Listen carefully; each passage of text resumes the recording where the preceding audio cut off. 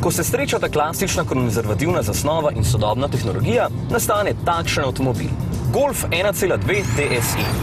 Ja, verjetno marsikdo zdaj zmajuje z glavo, češ 1.2 litrski motorček pa je le premajhen za golfa. Pa ni.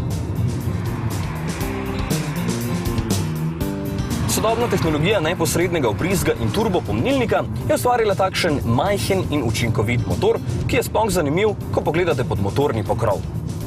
Stroj v velikosti malo večje škatle za čevlje, kar nekako sameva tam spodaj in mehaniki ga bodo še posebej veseli, ker je dostop do njega lažji.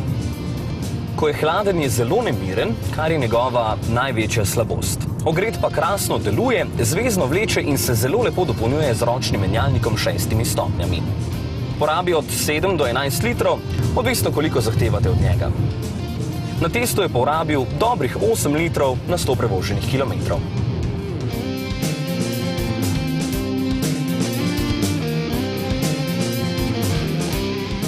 Ker sem vozil že kar nekaj novih golfov, vem, da tole brnenje armaturne plošče ni običajna zadeva pri Volkswagenu, sploh ker je izdelava na visokem nivoju, materiali pa so zelo prijetni.